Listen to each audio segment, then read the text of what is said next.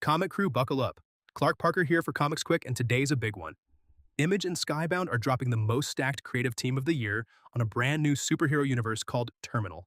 DC's Supergirl just had its opening weekend, and the numbers tell a real story about where the DCU stands right now. And one of the most legendary crime books in comics history is coming back from the dead with its original creator still attached. Three big stories, then a fast round of updates you need on your radar. Let's get into it.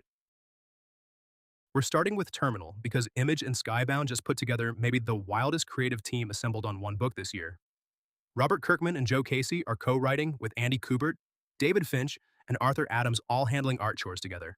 Colors from Dave McCaig, letters from Russ Wooten.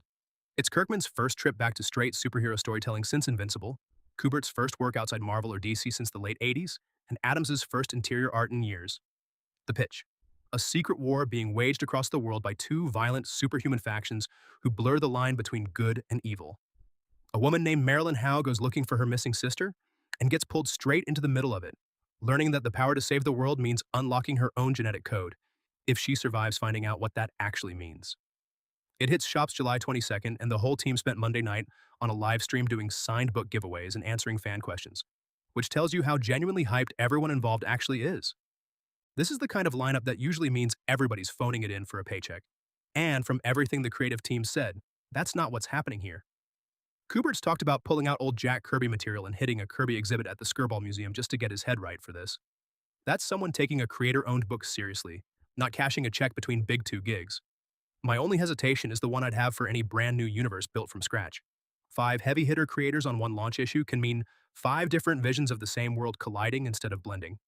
But if there's a team that can pull off a new Kirby-flavored universe without it turning into noise, this is probably it. Now to DC, where the Supergirl movie had its opening weekend, and the numbers are worth talking through honestly.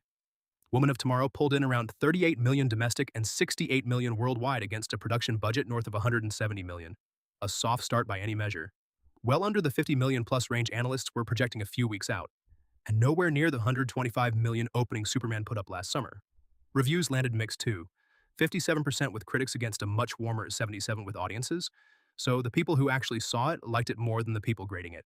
Millie Alcock's car is drawing real praise even where reviews are soft on the movie as a whole. Here's the thing.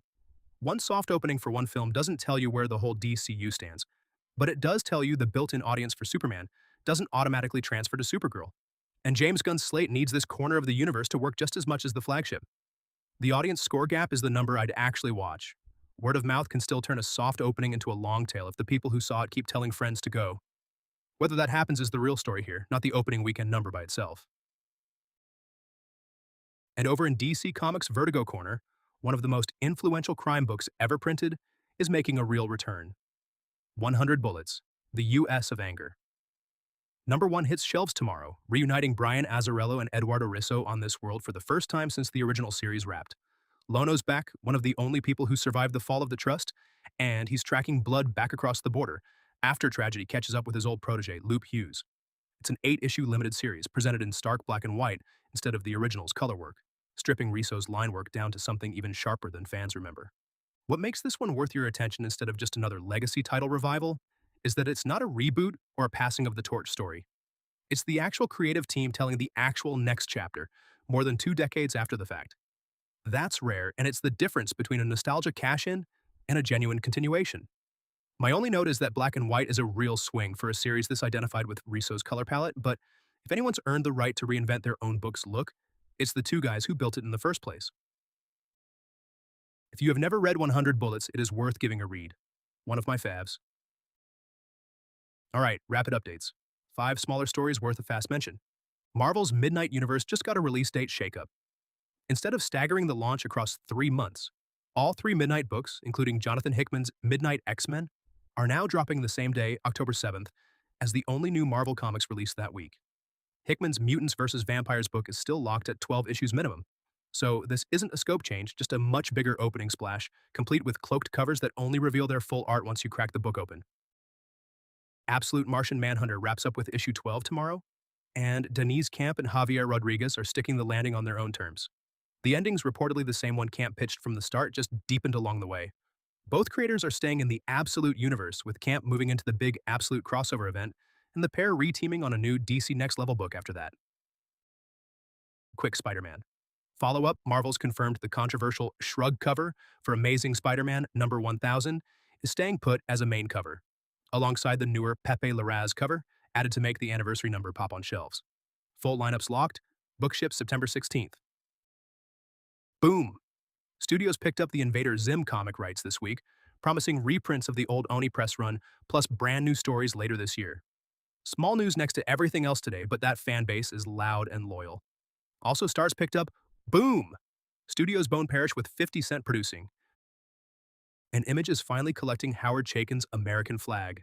In one omnibus, all 30 original issues, over half never collected before, plus a brand new 26-page story made for the release. Over 1,000 pages of one of the most influential comics of the 80s, finally off the back issue bins. A quick pull list pickup this week, Beast of Borican number 1, from Dark Horse. Julio Anta and Daniel Irisari send El Chupacabra after predatory developers in Puerto Rico. Sharp, angry, and genuinely different from anything else I've seen on the shelf this week. So that's the week. Terminal's assembling one of the best creative teams in comics for a brand new universe. Supergirl's opening weekend raises real questions about how the DCU translates beyond Superman, and Azzarello and Risso are bringing Lono home for one more war. Tell me which of the three you're most excited to actually read. And if ComicsQuick earns a spot in your feed, go ahead and hit subscribe to stay informed with the comic industry's news. Go support your local comic shop, grab those pre-orders, and keep reading comics. I've been Clark Parker for ComicsQuick. See you in the next one.